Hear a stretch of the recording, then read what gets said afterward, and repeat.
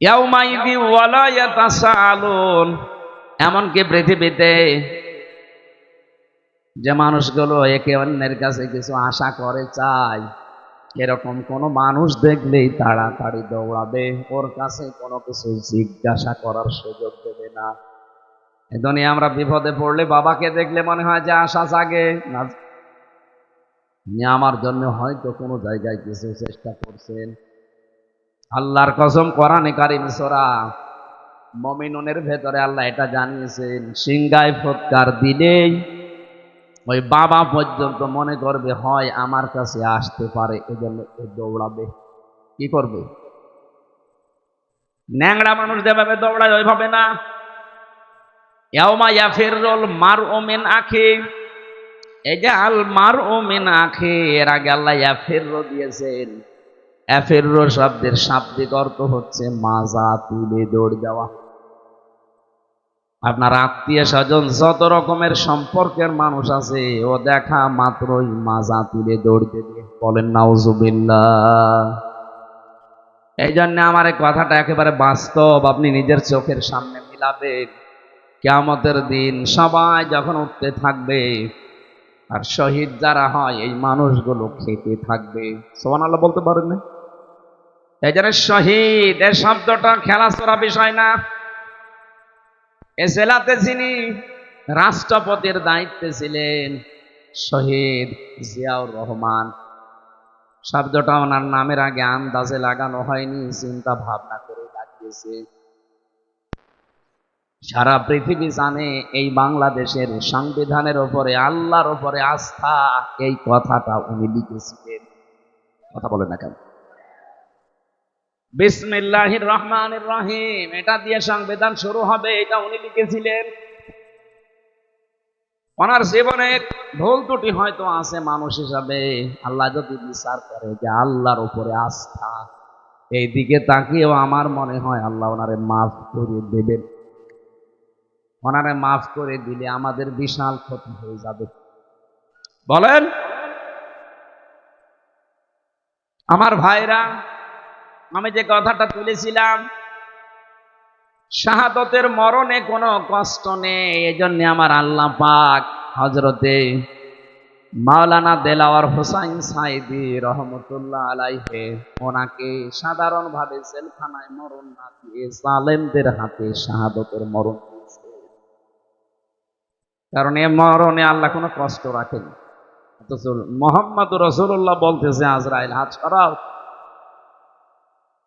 তাহলে যে আয়াতুল কুরসি পড়ার কথা তিনি বললেন, এটা নিজে জান কবজ করবেন, তিনি জানাচ্ছেন, হে নবী, আমি যেহেতু সবার জান কবজ করব, আমি আপনাকে এই গোপন সংবাদটা জানালাম।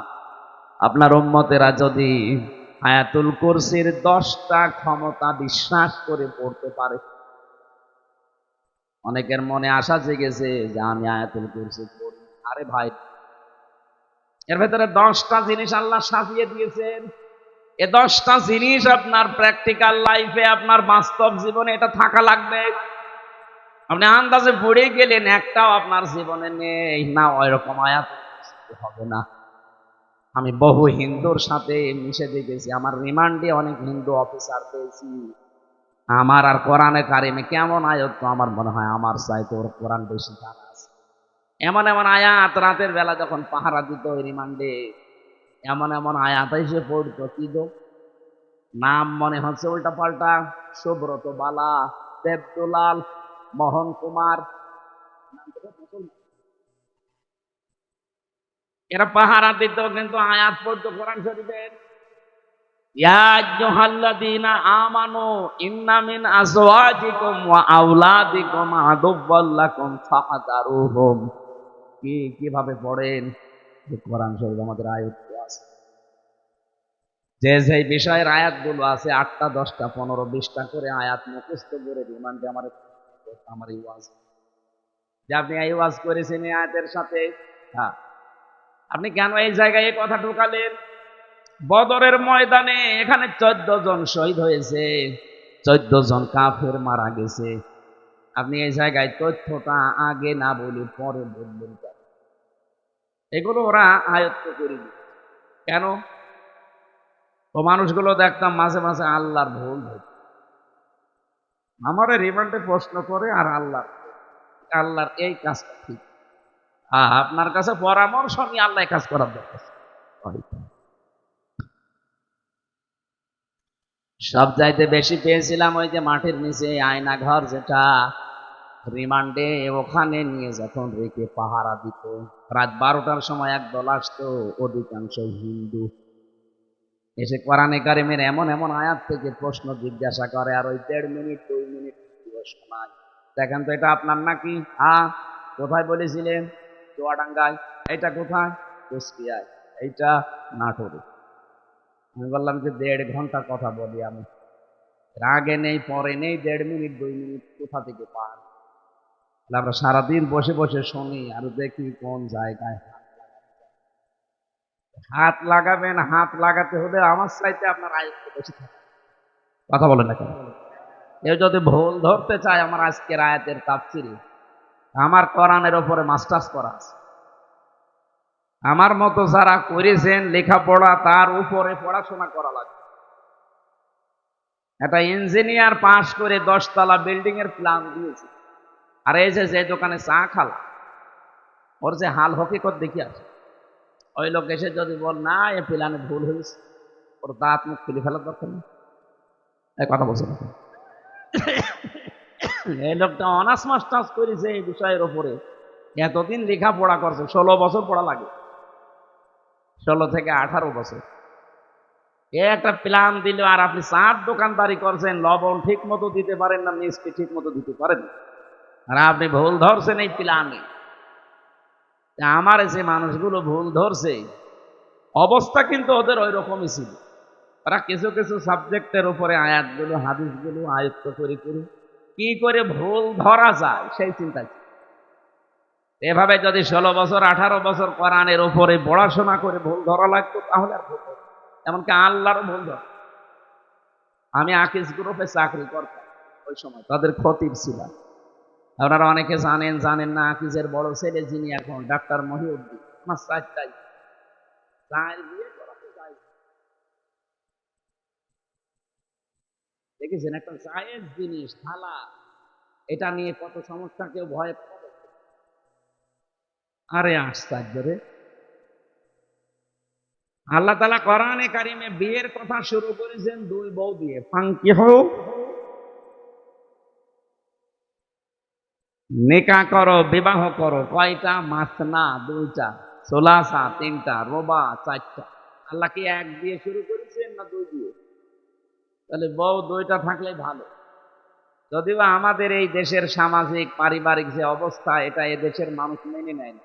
আমি বিশ্বের বহু মুসলিম দেশে ঘুরেছি, ওই সমস্ত দেশে শরীর চলে না 3টা বউ। হ্যাঁ, আমি যে ড্রাইভার নিয়ে যেতাম মদিনায়, ও আমার চাইতেও চিকন, ঠেলা দিকে পড়ে যাবে, অথচ 4টে বউ। গাড়ি গাড়ি চালিয়ে আপনার 4 বউ, আর আমি আপনাকে ভাড়া করছি আমার 1 বউ। আপনাদের দেশের ওনার ভাষা দিয়ে আমার বলছিল, আপনার দেশে আমাদের এই দেশে এরকম। তা আমি ওনারে যেই জিজ্ঞাসা করলাম যে ভাই আপনি একটা হিন্দু মানুষ, আপনি ভুল ধরলেন আমার স্যারের যে উনি 4 বিয়ে করেছে। উনি আমারে লজিক দিচ্ছে যে একটা পুরুষ মানুষ যদি 4টা বিয়ে করতে পারে, একটা মহিলা কেন 4 বিয়ে করতে পারবে? মহিলা পারবে না কারণ এক মহিলার পেটে যদি 4 জনের বীর্য যায়, সন্তান যদি হয়, তো কারে বাপ বলে ডাকে? এটা তো আমি বললাম, আমার জবাব দিচ্ছে আর বাপ বলে ডাকার।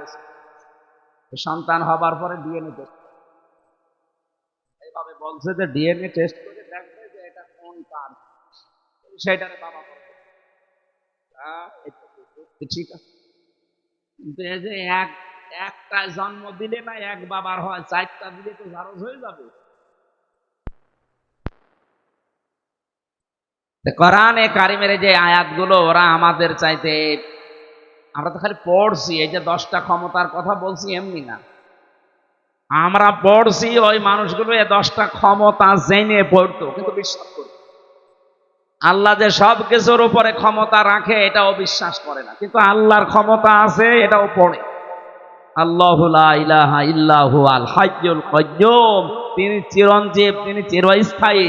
লা তাখুযুহু সিনাতু ওয়ালা নাওম, তিনি ঘুমান্ত না, ঘুমের ঝিমকিও তার আসে না। এ পর্যন্ত ওরা পড়ে। তো এর ভেতরে চারটা ক্ষমতার কথা অলরেডি চলে গেছে। সুবহানাল্লাহ বলতে পারেন নাই?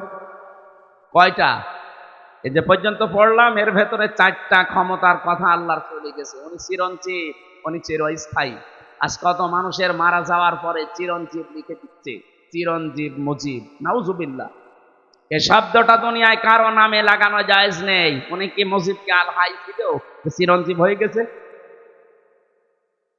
একজন শুধু চিরঞ্জীব, যার কোনো মরণ নেই। কে বলেন তো? আরো জোরে বলেন। সুতরাং যারা বিভিন্ন জায়গায় এরকম মূর্তি বানিয়ে, ভাস্কর্য বানিয়ে লিখে দিয়েছেন চিরঞ্জীব মুজিব, এটা কোরআনে আয়াতুল কুরসির সাথে সাংঘর্ষিক। কেউ যদি বিশ্বাস করে লেখেন, আপনার ঈমান চলে গেছে। এরপরে যে একটা একটা করে ক্ষমতার কথা আছে, আমি তো তাজ দেই। যারা আয়াতুল কুরসি পড়লে আজরাইলের হাত থেকে, কষ্টের হাত থেকে বেঁচে যাবেন, উনি যেহেতু নিজে জানিয়েছে আজরাইল, আপনি এই 10টা ক্ষমতা বিশ্বাস করে আপনার জীবনে মিলাবেন, দেখবেন যে আসলে মেলে কিনা। 1 নম্বরে, সব কিছুর উপরে ক্ষমতা কার? আরো জোরে। কিন্তু আমরা অনেকেই বিশ্বাস করি, বগুড়াতেও আছে, ক্ষমতার উৎস এরা বলে জনগণ।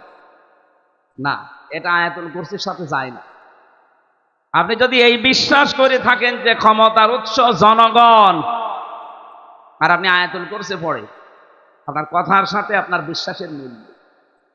এই কথা বললেন না কেন? আজরাইলের এই কষ্টের হাত থেকে আপনি বাঁচতে পারবেন? বলেন বলেন। আরে ভাই, আপনাকে আমি বাঁচাতে চাই। আপনারও কবরে যাওয়া লাগবে, আমারও ওই মরণের সামনে সামনে ওই যন্ত্রণা আসতেছে। এটা তো আমি বানিয়ে বলছি না। সূরা নাহাল 14 নম্বর পারা, 9 নম্বর পৃষ্ঠা, 9 নম্বর লাইনের 32 নম্বর আয়াতের তাফসীর বাড়ি যে মিলাবেন। মরণের বিছানায় যখন আছাড় দিয়ে পড়বেন, আল্লাহ তাআলা বলে, আল্লাযীনা তাতাওয়াফফাহুমুল মালাইকাতু তাজ্জিবিনা ইয়াকুলুনা সালামুন আলাইকুম উদখুলুল জান্নাতা বিমা কুনতুম তা'মালুন। বলেন আল্লাহু আকবার। এখানে আলেম যারা আছে তাদেরকে বলছি, এবার এখানে কয়েকটা গুরুত্বপূর্ণ শব্দ আমি পড়লাম। 1 নম্বরে তাজ্জিবিনা। আল্লাহ পাক বলেন, হামজা যখন বিছানায় পড়বে, আছাড় দিয়ে মউতের ওই বিছানায়, ফেরেশতারা আগে আসবে। যদি তোমার জানটা পবিত্র হয়ে থাকে, যে তাজ্জিবিনা, তাজ্জিবিন মানে শুধু এই পোশাক আশাক পবিত্র না, শুধু শরীর পবিত্র না, তাজ্জিবিন মানে চিন্তা, চেতনা, বিশ্বাস, এগুলোর পবিত্রতা না।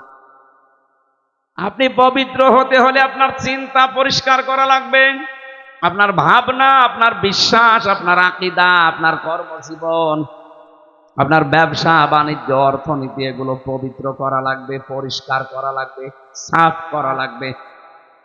অথচ আজ আমরা পোশাকের পবিত্রতার জন্য, শরীরের পবিত্রতার জন্য, সাফ করার জন্য যত ব্যস্ত, আমাদের বিশ্বাস এবং আকীদা পরিষ্কারের জন্য অত ব্যস্ত না। কথা বুঝতেছে? আমি আস্তে আস্তে ডোজ নিয়ে যাচ্ছি। যখন আপনি পড়ে যাবেন বিছানায়, আপনার বিশ্বাস, আপনার আকীদা, আপনার চিন্তা চেতনা যদি পরিষ্কার দেখে ফেরেশতারা, না এটা পবিত্র আছে, তখন বলবে সালামুন আলাইকুম, তোমাদের উপরে আল্লাহর শান্তি, উদখুলুল জান্নাহ, ওই যে জান্নাত দেখা যাচ্ছে, প্রবেশ করো। জোরে বলেন সুবহানাল্লাহ। আমাদের জীবনে এরকম একটা মুহূর্ত আসুক, আমরা চাই না? বলেন বলেন। এজন্য আয়াতুল কুরসি পড়লে আজরাইল আর কিছু বলবে না, বিষয়টা এমন না। 10টা ক্ষমতা বিশ্বাস করে তারপরে পড়া লাগবে। আল্লাহ আমাদেরকে এইভাবে পড়ে আজরাইলের হাত থেকে বেঁচে যাওয়ার তৌফিক দেন, বলেন আমিন। হযরতে ইদ্রিস নবী বলেছিলেন, ফেরেশতা, আমি মরতে চাই।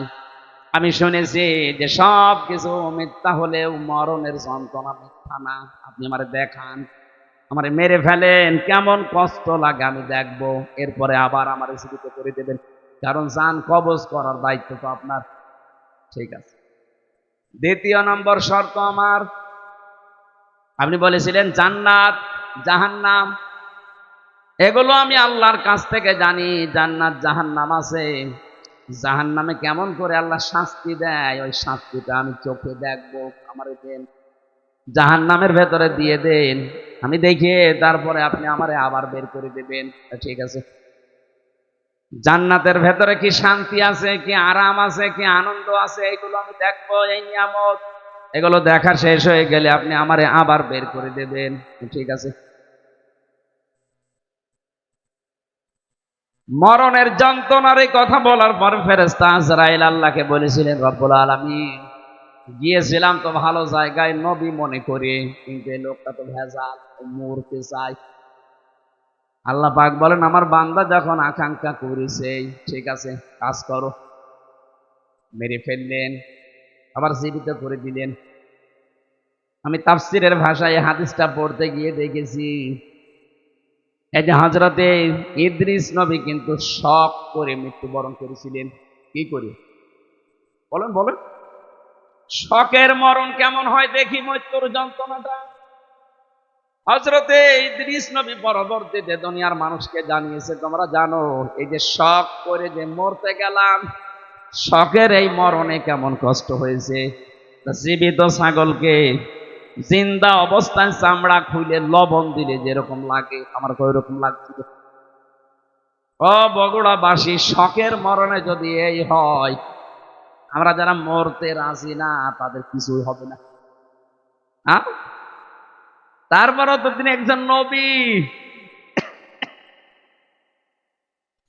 ঠিক আছে, আপনি আমারে নিয়ে চলেন জাহান্নামে। জাহান্নাম আমি দেখতে চাই কেমন করে আল্লাহ শাস্তি দিচ্ছে। দেখালেন, জাহান্নাম ধরো ধর করে আবার বের করে নিয়ে আসলেন, নিয়ে যান আমারে জান্নাতে। জান্নাতের ভেতরে প্রবেশ করিয়ে সব দেখাচ্ছে, সব শেষ হয়ে গেছে, বলছে কি এবার চলেন। হযরত ইদ্রিস নবী ডাক দিয়ে বলে, আল্লাহর ফেরেশতা, চলে যাও। আমি যাব না। কেন? কারণ আমি আল্লাহর বাণী এটা জানি, খালিদিনা ফিহা লা ইয়াবগুনা আনহা হিওয়ালা। কোন মানুষ যদি জান্নাতে একবার যেতে পারে, আল্লাহ কোনদিন তাকে বের করে দেবে না, আর সে বের হতেও চাইবে না। আল্লাহ যখন বলেছে যে বের করে দেবে না, আমি তো চাই না বের হতে, তুমি ডিস্টার্ব করো কেন, চলে যাও। আজরাইল আলাইহিস সালাম বলছে, আল্লাহ তোমার নবী ইদ্রিস তো খুব চালাক। আল্লাহ বলেন, ফিরে আসো, আমার নবী ইদ্রিসের কপালে আমি এইটাই লিখেছিলাম। বলেন সুবহানাল্লাহ। আমি শুধু আলহামদুলিল্লাহ সুবহানাল্লাহ বলার জন্য আপনাকে এখানে বসিয়ে রেখেছি তা না। এখানে শিক্ষা কি পেলাম, হযরত ইদ্রিস নবী কিন্তু যে কোনো কায়দায় জান্নাতে গেছে। কথা বলে না কেন? ওনাকে আল্লাহ বের করে দিয়েছে, আর উনি বের হতে চাচ্ছে। নবীজির কথা অনুযায়ী এটা যদি জান্নাতের বাগান হয়, বিশ্বাস আমাদের আছে না নেই? এখান থেকে আমার আল্লাহ আপনাকে বের করে দিচ্ছে, আপনি বের হয়ে যাবেন। এখন যেটা চলে যাবে মনে হবে ও জান্নাত ভালো লাগছে না, এবার যান চলে, ওই যে চলে যাচ্ছে। যান যান যান, তাড়াতাড়ি যান। আপনি জাহান্নামে যাবেন, জান্নাত ভালো লাগছে না, চলে যান। যারা এই ময়দানে এসে সত্যি জান্নাত মনে করে আমরা বসে আছি, যদিও জান্নাতের ভেতরে এরকম পচা লাইট থাকবে না, এরকম লাইট থাকবে, কয়েকটা সামিয়ানা দিয়ে ঘিরে দেবে নাকি। হাদিস হচ্ছে, যাকে সর্বনিম্ন জান্নাত দেওয়া হবে এই তামাম দুনিয়ার 10 দুনিয়ার সমান। আজ যারা জমি জায়গা হয় না, খালি মানুষের তা আত্মসাৎ করে, তাদের কত জমি লাগবে, এরকম দুনিয়া 10টা বানিয়ে দেবে। জোরে বলেন আল্লাহু আকবার। এই জন্যে আল্লাহ রসুলের প্রতি যাদের বিশ্বাস আছে, এ দুনিয়া তাদের কাছে তুচ্ছ মনে হয়। আমরা হয়তো ওই পর্যায়ে পৌঁছাতে পারিনি, তাই যার হালকা পাতলাও পৌঁছিয়ে গেছে, শুধু বাংলাদেশ না, তামাম দুনিয়াও তার কাছে মশার ঠ্যাঙের মতো মনে হয়। কারণ তামাম দুনিয়া না, এরকম 10টা দুনিয়া আল্লাহ তার ইমানের কারণে তাকে জান্নাতে দান করবে। আল্লাহ যেন আমাদের এরকম একটা পরিবেশ দেন, বলেন আমিন। দরুদ আর সালাম পাঠ করার মাধ্যমে আমরা কোরআনে কারিমের একটা আয়াত পড়েছি, সূরা নিসা। কোন সূরা? আজকের আলোচনার বিষয় হচ্ছে অধিকার। এই জিনিস থেকে আমরা প্রায় 53 বছরই কম বেশি বঞ্চিত আছি। অধিকার থেকে আমরা বঞ্চিত না? হযরতে মুআজ ইবনে জাবাল রাদিয়াল্লাহু তাআলা আনহু ইয়ামেনের গভর্নর হয়ে তাকে যখন আল্লাহর নবী পাঠাচ্ছিলেন, ডাক দিয়ে বললেন, মুআজ, আল্লাহর উপরে তোমার যে অধিকার, তোমার উপরে যে আল্লাহর অধিকার তুমি কি জানো? বলছে, না, আপনি ভালো জানেন। নবীজি বললেন, তোমার উপরে আল্লাহর হক হচ্ছে তুমি আল্লাহর একনিষ্ঠভাবে গোলামি করবে, ইবাদত করবে। আর আল্লাহ পাক তোমার উপরে, তোমার আল্লাহর উপরে হক হচ্ছে আল্লাহ পাক দয়া করে তোমারে মাফ করে জান্নাতে দিয়ে দেবে। এজন্য আমার উপরে আল্লাহর কিছু হক আছে। মাওলানা আব্দুল বারী সাহেব বলল, হয়তো আমি একটু আঁচ পেয়েছিলাম, একটু ঘুমিয়েছিলাম, যখন উঠলাম দেখলাম এই আয়াতগুলো পড়ছিল। বাবার স্ফলিঙ্গ দিয়ে দ্রুত গতিতে যে পানিটা বের হয়ে যায়, না পাক পানি দিয়ে মায়ের রেহেমের ভেতরে আল্লাহ পাক মানুষকে আস্তে আস্তে তৈরি করতে থাকেন। সুম্মা খলাকনান নুতফাতা আলাকাতান ফাখলাকনাল আলাকাতা মুদগাতান ফাখলাকনাল মুদগাতা ইযামা ফাকাসাউনাল ইযামা লাহমা। যারা বলেন সুবহানাল্লাহ। আল্লাহ পাক বলেন, এই যে নতফা, মদগা, আলাক আস্তে আস্তে করে রূপান্তর করি 40 দিনে 40 দিনে 40 দিনে। আলাক শব্দের শাব্দিক অর্থ হচ্ছে যোগ। কি বললাম? যে পানির নিচে যেগুলো থাকে মানুষের শরীরের সাথে লেগে যায়। মায়ের জরায়ুর ভেতরে দেওয়ালের সাথে ঠিক 40 দিন আমরা এইভাবে যোগের মতো ঝুলিয়েছিলাম। এখান থেকে আস্তে আস্তে চর্বি, চামড়া, গোশত এগুলো দিয়ে দিয়ে আমার আল্লাহ মানুষ বানিয়েছেন। রক্তের প্রবাহমান ধারা তৈরি করেছেন শরীরের ভেতরে। একটা আলাদা আকৃতি দিয়েছেন আমাদেরকে তিনি নিজে। এই যে ফেরেশতাদের দেখতে পাচ্ছেন এই বডিটা, এটা ফেরেশতারা বানিয়েছে। আর এই যে আকৃতি, যেটা মুখ, এর ভেতরে আল্লাহ 5টা ইন্দ্রিয় শক্তি দিয়ে আল্লাহ নিজে বানিয়েছেন। বলেন সুবহানাল্লাহ। এ মাথার ভেতরে জিনিস আছে কয়টা? বলেন বলেন। যে চিন্তা আসে কোন জায়গা থেকে? মাথা থেকে। বলেন না কেন? শোনেন আপনি কি দিয়ে? কান দিয়ে। কথা বলেন, নিঃশ্বাস নিচ্ছেন, দেখছেন আপনি চোখ দিয়ে। 5টা ইন্দ্রিয় শক্তি গুরুত্বপূর্ণ, এগুলো সব এই মাথা কেন্দ্রিক। আল্লাহ এই জন্য নিজে এটা তার হাত দিয়ে বানিয়েছেন। লাকাদ খালাকনাল ইনসানা ফি আহসানি তাকওয়িম। অবশ্যই আমি সবচাইতে সুন্দর আকৃতি দিয়ে বানিয়েছি মানুষকে। কে বলছেন? আরো জোরে বলেন। এত সুন্দর করে আমি মানুষ বানালাম। পৃথিবীর একটাই সৃষ্টি, এই যে কাবা শরীফ, যদিও কালো গিলাপ দিয়ে ঢেকে রাখা আছে। দুনিয়ায় কত কিছু তো কালো দেখি আমরা। এই যে ভমর কালো, কোন মানুষ একবার ভমর দেখে আর একবার তাকাতে মনে বলে আমি পাইনি। কথা বলছেন না? পেঁচা, বাদর, চামচিকা, এরা নিজেরা তো কালো, আবার কালো জিনিসেরা ভালোবাসে, অন্ধকার। এই জন্য এদের যা চেহারা, এদের একবার দেখলে আর একবার দেখতে মন চায় না। কাবা শরীফও কালো, এমন একটা আকর্ষণ আল্লাহ ওর ভেতরে দিয়েছেন, যতবার তাকাবেন মনে হয় আর একবার তাকাই। নবীজি জানিয়েছেন পৃথিবীর 2টা জায়গা আছে যেখানে তাকিয়ে থাকলেই সওয়াব হয়। একটা কাবা শরীফ, আর একটা আপনার মা আর বাবা। জোরে বলেন সুবহানাল্লাহ। মায়ের দিকে, বাবার দিকে কেউ যদি মহব্বতের নজরে তাকিয়ে থাকে, একটা নফল হজের সওয়াব হয়ে যায়। সাহাবী বললেন, হে নবী, আমি যদি 100 বার তাকাই? বিশ্ব নবী বলেন, মা বাবার দিকে 100 বারও যদি কেউ তাকায়, 100 বারই নফল হজের সওয়াব হবে। অথচ কয়েকদিন আগে যে রংপুরের নীলফামারী, কিশোরগঞ্জ একটা থানা আছে, ওখানে যেয়ে দেখলাম বৃদ্ধাশ্রমে এই লাইনে আর এই লাইনে কত মা বাবা বসে চোখের পানিগুলো ফেলছে। এদের চোখের দিকে তাকালে আমি বুঝতে পেরেছি এরা সন্তানের জন্য বরদোয়া করছে। যে মায়ের দিকে বাবার দিকে শুধু তাকালেই হজের সওয়াব হয়ে যায় নফল, অথচ ওরাও তো কোনো মা বাবার সন্তান ওদেরও আছে, ওরা রেখে এসেছে নিজের ইচ্ছা করে ওই বৃদ্ধাশ্রমে। একটা সন্তান বলেন তো কখন তার মা আর বাবাকে বৃদ্ধাশ্রমে রেখে আসবে? আমার যতটুকু মায়া মহব্বত ইমান আছে আমার দ্বারা সম্ভব না। যদি আমার বউ ছেলে মেয়ে সব ছেড়ে দেওয়া লাগে, তাও আমার মা আর বাবাকে বৃদ্ধাশ্রমে রেখে আসা সম্ভব না আমার ইমানে। ওরা তো রেখে এসেছে, কথা বলে না কেন? ওরা রেখে এসেছে কোন কারণে? ওদের পেছনে কোনো কারণ আছে।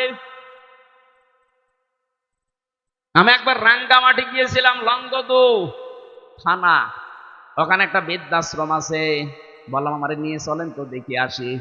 যে দেখি একটা লোক কলেজের প্রফেসর কাঁদতেছে। কি আপনি, কি হয়েছে? বলছে আমার মা। আর মায়ের কাছে একটু দাঁড়ালাম, দেখি কি বলে। মৃত্যু সজ্জায় ডাক দিয়ে বলছে, ওই আমার সন্তান, আমি যখন মারা যাব আমার মাথার ওপর যে ফ্যান ঘুরছে এই ফ্যানটা তুই পাল্টি নতুন ফ্যান লাগিয়ে দিবি আমি মরে গেলে। ছেলে কৌতূহল নিয়ে বলছে, মা তুমি তো মরেই যাবে, মরে গেলে আবার ফ্যান কি হবে? মা বলছে দরকার আছে, কারণ তুই আমার সাথে যা করলি আমার মন ডেকে বলছে তোর সন্তানও তোকে এখানে কিছুদিন পরে রেখে যাবে। কথা বলেন না কেন? এটা গতকালকে পেপারে এসেছে, ঢাকা বিশ্ববিদ্যালয়ের একজন অধ্যাপক, দুইটা ছেলে, একটা মেয়ে, একটা আমেরিকায় থাকে, একটা লন্ডনে থাকে, আর একটা অস্ট্রেলিয়ায় থাকে। তিনজনই প্রতিষ্ঠিত। ওর বউ মারা গেছে। ওই তিন ভাই বোন মিলে সিদ্ধান্ত নিয়ে বাবাকে রেখে গেছে বৃদ্ধাশ্রমে। অথচ তো সে নিজে বলছে আমার ঢাকায় ফ্ল্যাট ছিল তিনটা। আমার বড় ছেলে চালাকি করে ফ্ল্যাট গুলো সব লিখে তার নিজের অ্যাকাউন্টে। আজ আমার যেহেতু কিছু নেই, মেয়েটা আছে অস্ট্রেলিয়ায়, আর ছেলে দুইটা কেউ লন্ডনে কেউ আমেরিকায়। তাদের অভাব নেই, কিন্তু এই মানুষগুলোর পাশে একটা ঘর আমার জন্য হয়নি, যে একটা দুনিয়া আমি থাকবো। যেই কয়টা ছেলে আর মেয়ে এরা আমাকে এদের বোর কারণে শেষ পর্যন্ত এই বৃদ্ধাশ্রমে রেখে গেছে। 3 বছর পরে পরে নাকি একটা চিঠি লিখে বাবার কাছে। অথচ লোকটা ঢাকা বিশ্ববিদ্যালয়ের শিক্ষক ছিল। উনি দেখলাম কথা বলতে বলতে মরে গেল। লোকটা হাও মাও করে কাঁদছে। আমারে বলছে, হুজুর আপনি দাঁড়িয়ে আছেন দেখলেন, আপনি আমার উপরে আবার খারাপ ধারণা করেন না। এ দোষ আমার না, এই দোষ আমার বোর। আমার দুইটা ছেলে মেয়ে আছে, তাদের দিকে তাকিয়ে আমার বউকে আমি তালাকও দিতে পারি না। আজ 3 মাস আগে আমি এখানে রেখে গিয়েছিলাম আমার মাকে। দাড়ি নিয়ে বড় ঝামেলায় পড়েছিলাম। বারবার আমার বউ আমার তাকিদ দেয় যে এই বুড়ি যদি থাকে আমি তোমার ভাত আর খাবো না। কি করবো? ছেলে মেয়ের দিকে তাকিয়ে বাধ্য হয়ে মাকে রেখে গিয়েছিলাম এখানে। বাবা আমার ওই ছোটবেলায় মারা গেছে। আমি একটা কলেজের অধ্যাপক, অথচ এখন কি হয়ে গেল দুনিয়া থেকে আমার আর নাম ধরে ডাকার মতো কেউ নেই। বগুড়াবাসী, আমি শুধু আবেগ নিয়ে বলছি তা না, আমি বাস্তবে দেখতে পাচ্ছি। রাঙ্গামাটি লংগদু থানার এই যে মাটা মারা গেল, কলেজের অধ্যাপক, এখানে বহু মানুষ ঠিক তার পরিবারের কাছে ওই রকমই। একটা বাবা 8টা 10টা 16 17 20 22 25টা ছেলে মেয়ে আমি দেখেছি। 25টা ছেলে মেয়েকে বাবা মানুষ করতে পারছে এক হাতে এক কাঁধে তুলে নিয়ে। অথচ 25টা ছেলে মেয়ে মিলেও একটা বাবা আর মাকে খাবার দিতে পারে না। শেষ পর্যন্ত 15 দিন বা 1 মাস করে পালাপালি করে নেয়। বগুড়াতে নেই। সিদ্ধান্ত নেওয়া লাগবে, আমার মা বাবাকে যদি আলাদা করতে কেউ চাই দুনিয়া থেকে, আমি দরকার হয় তারে আলাদা করে দেব।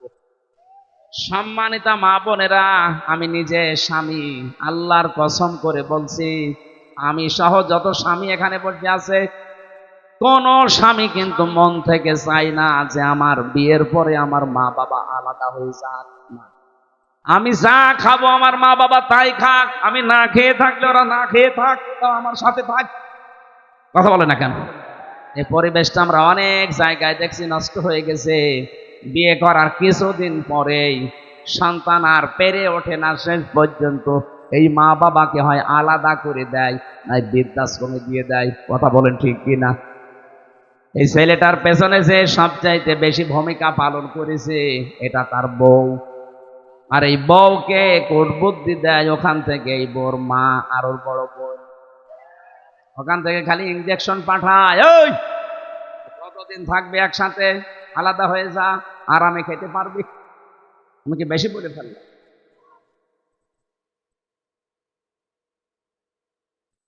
আল্লাহ রাব্বুল আলামিন বলেন, এত কষ্ট স্বীকার করে করে তোর মা তোকে পেটে বহন করে চামড়া গোশত চর্বি দিয়ে যখন একটা আকৃতি তোকে বানিয়ে দিলাম, এই মানুষটাকে আমি আল্লাহ আস্তে করে মায়ের পেট থেকে বের করে নিয়ে আসলাম।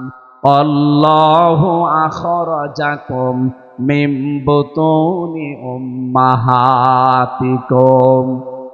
মায়ের পেট থেকে আস্তে করে বের করার দায়িত্ব আমার।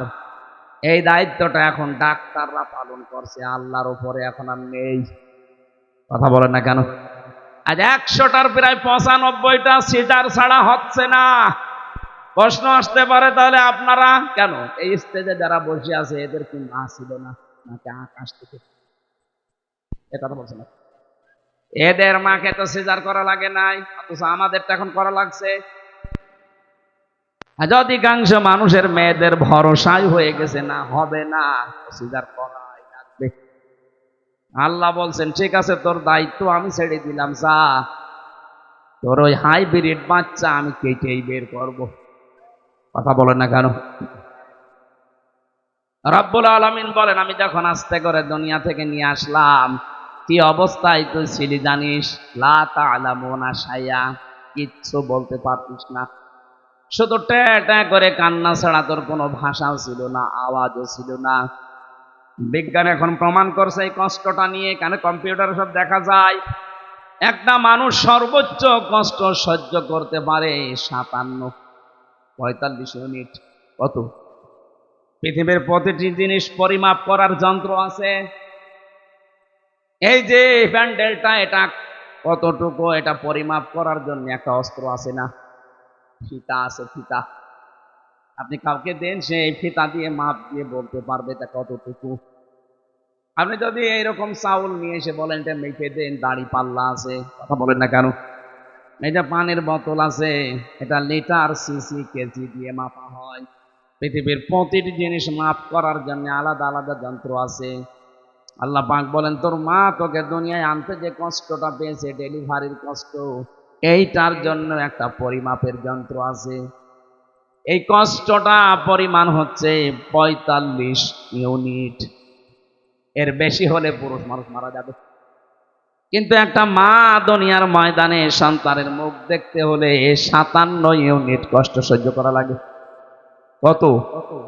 45 থেকে 57। আপনি টের পাচ্ছেন? রব্বুল আলামিন বলেন, আস্তে আস্তে যখন তোকে এভাবে নিয়ে এসে কথা বলা শেখালাম, খাওয়ালাম, এভাবে হামজা বানালাম, তোর প্রতি আমার কিছু দায়িত্ব আছে।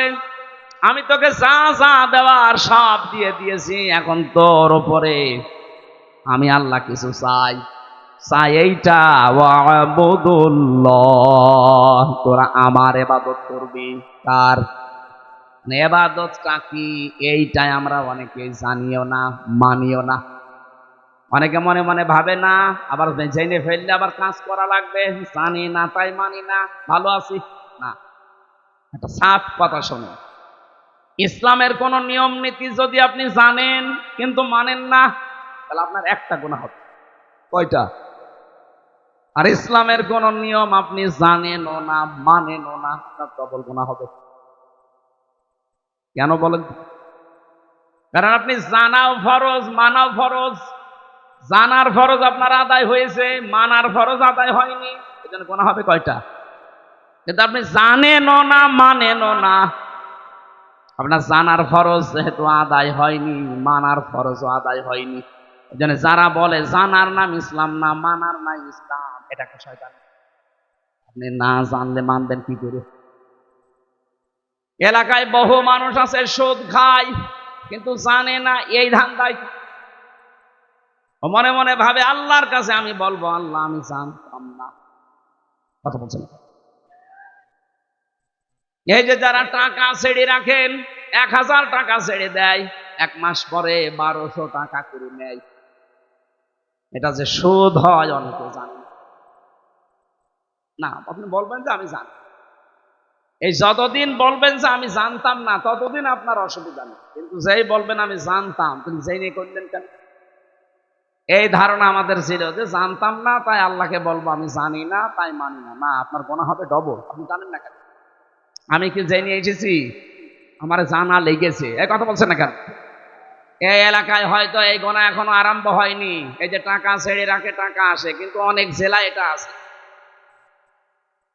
এই এলাকায় যারা এই কাজ করছেন, টাকা ছেড়ে রাখেন আর টাকা আসে, এটা প্রকাশ্য সুদ। মায়ের সাথে জেনা করার মতো গুনাহ করছেন আপনি। এটা ছেড়ে দেওয়া লাগবে। কারা কারা এই গুনাহ ছেড়ে দেবেন? হাত তোলেন তো। এই এলাকায় তো চলছে 180 মাইল বেগে। ঠিক আছে, আপনারা এই এলাকায় তো প্রায় সবই মায়ের সাথে জেনা করছেন। না খাইয়ে থাকেন, না খেয়ে মরে যান, তারপরও জাহান্নামে যাওয়া লাগবে না। কিন্তু মায়ের সাথে জেনা করে গেলে জাহান্নামে শুধু না, ইদাফ লাহুল আযাব ইয়াউমাল কিয়ামা, জেনাকারীদের শাস্তি ডবল হবে। কয়টা বলেন? তাহলে এই গোনাটা এখনো পর্যন্ত আপনার এলাকায় আছে, আর আপনি নামাজ পড়েন, রোজা রাখেন, হজ করে আসেন। কিসের হজ করেন? আজকেই সিদ্ধান্ত নিয়ে বাড়ি যাবেন যে না আমি আর এই গোনার সাথে নেই, টাকা যা ছেড়ে রেখেছি আগামী মাস থেকে টাকা শুধু 1000 দিলে 1000ই নেব, 1200 নেব না। পারবেন না ভাই? এটা যদি আপনি নাই পারেন তো কেন কষ্ট করে রাতের বেলা বসে আছেন? আপনি বাড়িতে ঘুমান আর আপনার আমল নামায় উঠতে থাক, আপনি এই জায়গায় লেখা উঠবে আপনি মায়ের সাথে জেনাকারী। বলেন নাউজুবিল্লাহ। কুষ্টিয়ার বড় বাজারে দেখলাম আসরের নামাজ পড়ে গেল, আমার সাথে নামাজ পড়ে দোকানের সামনে দিয়ে ঘুরতেছে, আর কে টাকা দেয়, টাকা নিয়ে কি লেখে, কি গো নামাজ পড়ে আসলো আর এই লোক এত টাকা পায়। চলে যাওয়ার পরে দোকানদারকে বললাম ভাই কিসের টাকা দিলেন? হুজুর বলা যাবে না। বলা যাবে না মানে? প্রতি মাসে মাসে উনি একবার করে এখানে আসে, আল্লাহরে ওলি টাকা নিয়ে যায় আমার কাছে, 10,000 করে আমারে টাকা দেয় মাসে মাসে, আর 1,000-এ 100 টাকা করে বেশি। এটা কি সুদ? বলেন না কেন? এগুলো স্বর্ণের দোকানে দেখলাম বেশি দেয় ওরা।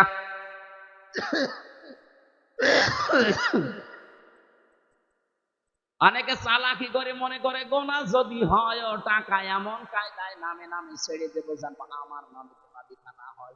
অনেকে বউর নামে টাকা ছাড়ে, জাহান্নামে যদি যায় বউ যাবে না। ভাই চালাকি করবেন না। আমি বলছি আপনি জানতেন না তাই মানতেন না, এ কথার কোনো ভিত্তি নেই। জানেন না কেন? এটা আপনার অপরাধ। এটা কি বলেন? বলেন। আপনার উপরে আল্লাহর হক এইটা যে নেই থেকে আপনাকে আব্দুল বারী আল্লাহ বানিয়েছে। আপনার প্রতি আল্লাহর কিছু হক আছে। আল্লাহর হক হচ্ছে আপনি তার ইবাদত করবেন এমন ভাবে, ইবাদত মানে শুধু নামাজ পড়বেন, রোজা রাখবেন আর কালো বোরকা পরবেন না। এই যে কথা বলছি এ কথাটাও ইবাদত। এই কথা বলেন না কেন? যে মানুষের সাথে দেখা হলে হাসি মুখে কথা বলা, এটাও কি? বলেন। বলেন। সালাম দেয় যারা 90টা নেকি পায়, তারা প্রথমে জবাব দেয় যারা, এই মানুষটা নেকি পাবে 10টা। এবার আমার প্রশ্ন, সালাম দেওয়া সুন্নাত আর জবাব দেওয়া ওয়াজিব, ওয়াজিবের দাম বেশি না সুন্নাতের? এই জায়গাটা পুরা উল্টানো। কোরআনে কারিমে জানিয়েছে, সূরা নূরের ভেতরে আছে 61 নম্বর আয়াতে, ঘরে প্রবেশ করতে হলেও তোমাকে সালাম দিয়ে ঢোকা লাগবে, তাহলে ওই ঘরের ভেতরে আল্লাহর পক্ষ থেকে একটা বরকত আল্লাহ নিয়ে নেবেন। বলেন সুবহানাল্লাহ। এখানে বহু আল্লাহ ভক্ত মানুষ, নামাজ রোজা করা মানুষ, কিন্তু এইটার বেলায় দেখা যায় লজ্জা পায়, বাড়িতে ঢোকার আগে স্ত্রীকে ছেলে মেয়েকে সালাম দিতে চায় না। এরকম মানুষ নেই? সমস্যা আছে কিছু কিছু। আজকেই যদি বাড়ি যেয়ে সালাম দেন, বলবে কি গো তোমার কোন ভূতে ধরেছে?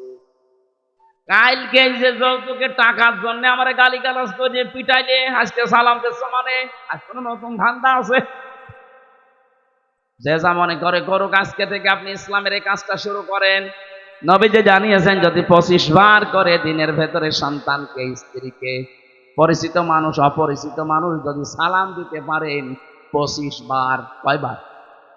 সারাদিন 24 ঘন্টার ভেতরে যদি 25 বার সালামের প্রচলন আরম্ভ করতে পারেন, আপনি শাহাদতের মরণ পাবেন। আরো জোরে বলেন সুবহানাল্লাহ। বগুড়াবাসী এই জন্য এবাদত মানে ওই শুধু নামাজ পড়া রোজা রাখা না। আপনি কথা থেকে শুরু করে একেবারে সংসদ চালাবেন কি করে, সবটাই এবাদত। বলেন বলেন। আমি এবার আলেমদেরকে বলছি, এই আপনারা এটা ভালো করে শুনুন। 2 নম্বরে আয়াতে ছিল ওয়ালা তুশরিকু বিহি শাইআ, তোমরা আল্লাহর সাথে শিরিক করবা না। কি করবা না? শিরিক কি? আল্লাহ যেটা পারে ওইটা অন্য কেউ পারে, এই বিশ্বাস করার নাম শিরিক। আর এই শিরিক যারা করে তারা মুশরিক। কথা বলছেন এ পর্যন্ত বুঝেছেন কিনা বলেন? আমি ক্লাস নিচ্ছি না, এটা ক্লাস চলছে। আল্লাহর সাথে যারা শিরিক করেন, আল্লাহ বলেন আমি যেটা পারি ওইটা অন্য কেউ পারে। ছেলে মেয়ে দিতে পারে কে? এটা কোন পীর সাহেব পারে, কোন কবরে শুয়ে আছে এই লোক পারে, এই বিশ্বাস অনেকে মহিলা করে না। বলেন বলেন। এই যে স্থান গড়ে যে কত মানুষ সন্তান চাচ্ছে, ওই গাছের সাথে দেখবেন বড় বড় ঢেলা ঝুলিয়ে রেখেছে, পাথর ইট। কি গো, এখানে পাথর ঝুলিয়ে রাখবেন। এগুলো সব চাইতে বাগের হাটে শাহজাহানের দরবারে বেশি বড় বড় পাথর ঝুলিয়ে রাখে। ওকে যেন কে বুদ্ধি দিয়েছে, ওই পাথর যখন ঝুলবে পেটের ভেতরে সন্তান এসে দোল খাবে, দোলে দোলে। সে বিশ্বাস করে করুক আর অবিশ্বাস করুক, কারো কাছে শুনিয়ে জেনেই করছে। যেন আমি এক কথাই বলছি, এটা রেকর্ড হচ্ছে। আল্লাহ যেটা পারে ওইটা অন্য কেউ পারে, এই বিশ্বাস করার নাম শিরিক। আর শিরিক যারা করে তারা, আরো জোরে, আরো জোরে বলেন, মুশরিক হয়ে যাবেন। এই যে সূরা নিসার আয়াত পড়লাম, এর ভেতরে 5টা আয়াত আনকমন আছে।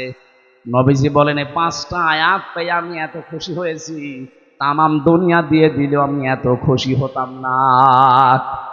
তার ভেতরে এইটা, ইন্নাল্লাহা লা ইয়াগফিরু আইয়ুশরাকা বিহি ওয়া ইয়াগফিরু মা দুনা যালিকা লিমান ইয়াশা।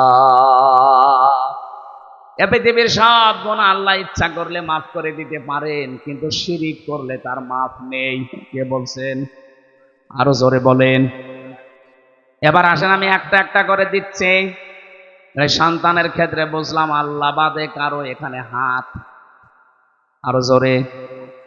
ক্ষমতায় দিতে পারে আল্লাহ ছাড়া অন্য কেউ, কিন্তু যারা বলে জনগণ তাদের ঈমান আছে, হ্যাঁ ঈমান আছে, কিন্তু শিরকপূর্ণ ঈমান। আর শিরকপূর্ণ ঈমান থাকলে আল্লাহ তাকে মাফ। বগুড়াবাসী সত্যি করে বলছে, আল্লাহর কসম আপনাকে আমি ভালোবাসি, আপনি ভুল পথে আছেন। এই দেশে যারা এই বিশ্বাস করে না তারা বিপদে ছিল এতদিন। যারা বলতো না ক্ষমতার উৎস আল্লাহ, তাদের নিবন্ধন বাতিল করে দিয়েছিল, তাদের নিষিদ্ধ করেছিল। এক কথা বলছে না কেন? যারা বলতো না ক্ষমতার উৎস জনগণ, তারা ঠিক ছিল। আর ভাই আপনি তো জাহান্নামে যাচ্ছিলেন। এদেরকে ব্যান্ড করার পরও এরা মানে নাই, বলছে না ক্ষমতার উৎস জনগণ, মানি না তো মানি না। আল্লাহ ঠিক যেন 5 দিন পরে তাদের পোড়াটা উল্টিয়ে দিয়েছেন। কারণ ওই জালেমরা হাত দিয়েছে জামাত ইসলামের গায়ে না, ওরা হাত দিয়েছে সরাসরি একেবারে আল্লাহর গায়ে। আল্লাহু আকবার, আল্লাহু। আপনি এই জায়গায় বলেন যে আল্লাহ সব কিছুর উপরে, আর এই ক্ষমতার মতো একটা ছোট্ট জিনিসের কাছে এসে বলছেন না এই তার মালিক আল্লাহ না জনগণ। যাদের এরকম বিশ্বাসে অপবিত্রতা আছে, আপনি পাল্টিয়ে যাবেন আজকে। এর জন্য যদি দল ত্যাগ করা লাগে ওইরকম দল ত্যাগ করবেন না। এবার আওয়াজ বেশি হয়নি আমি জানি, আর এটা বগুড়ায় হবেও না। হ্যাঁ, কথা বলছে না কেন? যেই দলের বিশ্বাসে এই শিরিক আছে, যে ক্ষমতার উৎস জনগণ, ওইটার মুখে ঝাঁটা মেরে চলে আসা লাগবে। ও দল যদি আমার বাবাও তৈরি করে, ও দলে আমি নেই, কারণ আমার বাবা জাহান্নামে গেলে আমি তার সাথে যেতে পারি না। হ্যাঁ, কথা বলেন, নাকি বাবার সাথে যাবেন? এবার একটা নতুন তথ্য বলছে, এখানে কেউ আলেম চলে গেছে নাকি? হ্যাঁ, এবার ভালো করে শুনবেন। আল্লাহ রাব্বুল আলামিন বলেন, ওয়ামান দাখালাহু কানা আমিনা। সূরা আলে ইমরানে আছে, 93 নম্বর আয়াতের মাঝের অংশে আছে। রব্বুল আলামিন বলেন, এই যে কাবা শরীফের যে চত্বরটা, এখানে কেউ প্রবেশ করলে তাকে আল্লাহর নিরাপত্তা দিয়ে দেয়। কে? কেন? ফিহি আয়াতুম বাজ্জিনাতুন, এখানে আল্লাহর বিভিন্ন নিদর্শন আছে।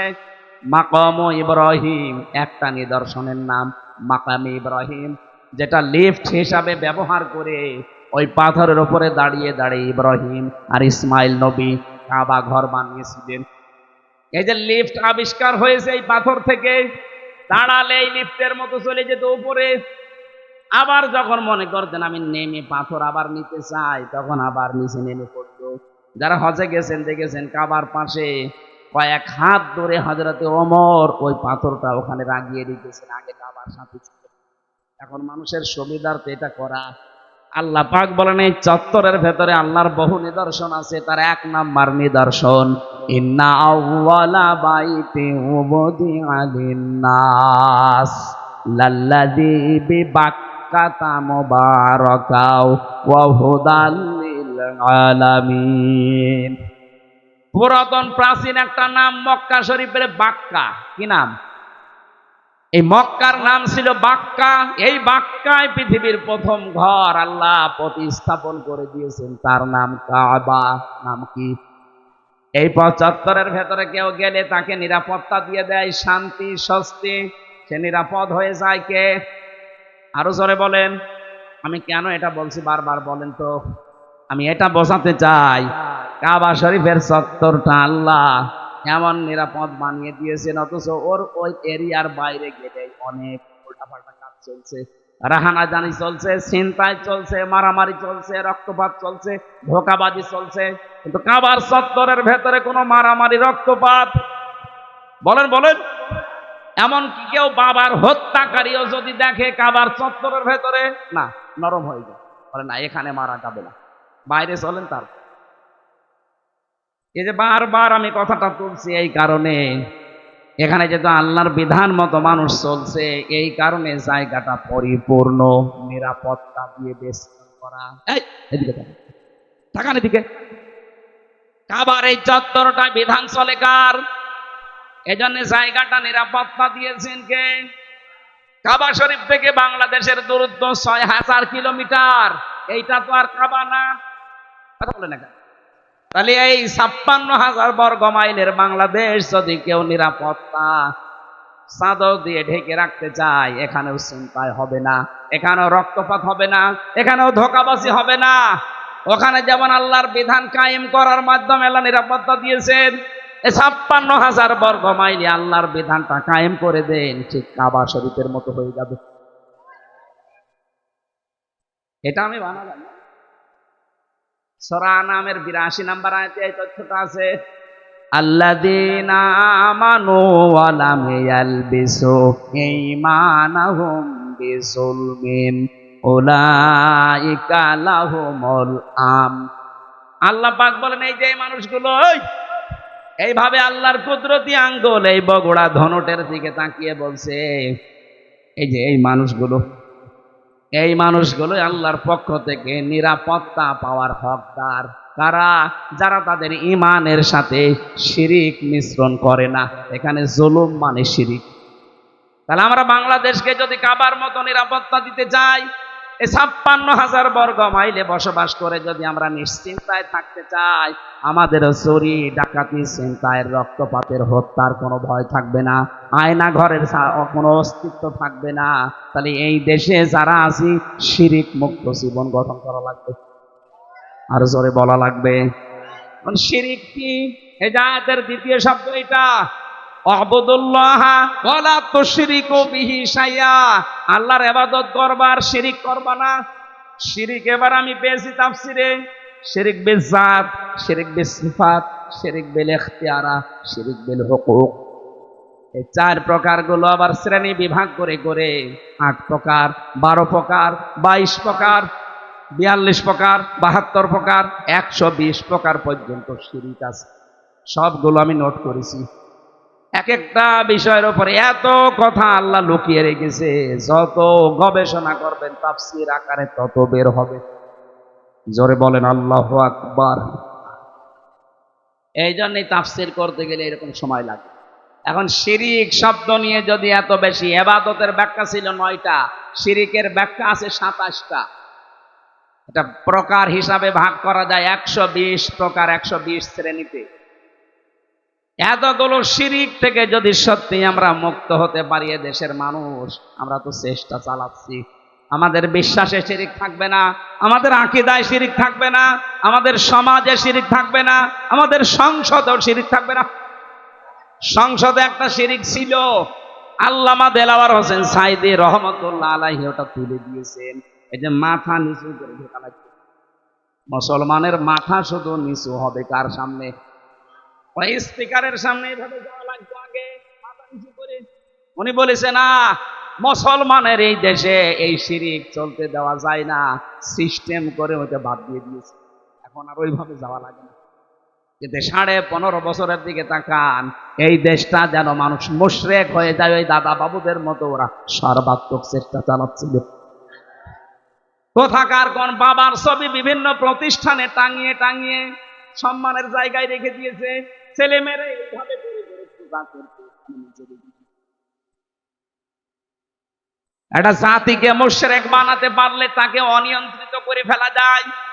আজকে ভারত বাংলার বিভিন্ন পাহাড় অঞ্চলগুলো অস্থিতিশীল করে রাখতে চায়, ওদের একটা গোপন ষড়যন্ত্র আছে। আজকে একটা ভিডিও বাংলার বিভিন্ন প্রান্তগুলো, বিশেষ করে চট্টগ্রামের পার্বত্য অঞ্চল, এগুলো মাঝে মাঝে যুদ্ধ লাগিয়ে রাখে, মাঝে মাঝে অশান্তি তৈরি করে রাখে, অস্থিতিশীল করে রাখে। কারণ ওদের একটা উদ্দেশ্য আছে, ওরা নাকি ওটা ভাগ করে ম্যাপ তৈরি করে মায়ানমারের কিছু অংশ আর চট্টগ্রামের কিছু অংশ কয়েকটা জেলা নিয়ে আলাদা একটা খ্রিস্টান রাষ্ট্রের ঘোষণা দেবে। এই দুর্বিসন্ধি চলছে। আমি এটা এত মানুষের সামনে বলা ঠিক না, এটা গোপন বিষয়। এগুলো চালাচ্ছে আমেরিকা এবং ইহুদি যারা।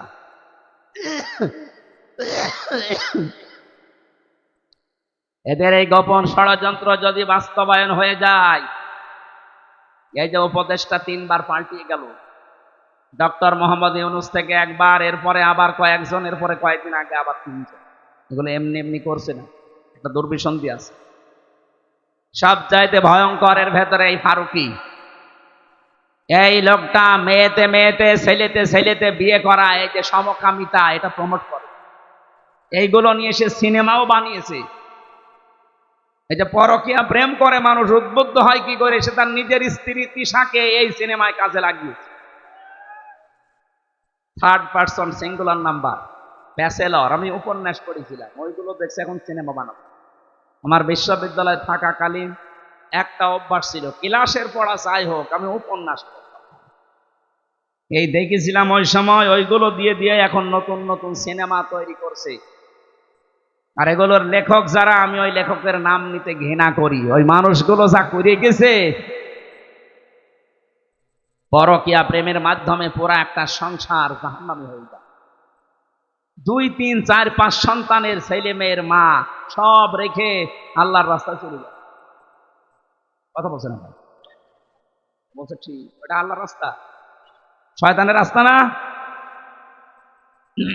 পরকীয়া প্রেমে যারা আছেন, আপনি আজকেই তওবা করে ওই মোবাইল নাম্বার ওই বান্ধবীর বলেন আর ওই পরকীয়া প্রেমিক প্রেমিকার এক্ষুনি ডিলিট করে দেবেন। ও বলছে ঠিক, তার মানে ওর মোবাইলে আছে। এই এদিকে আস।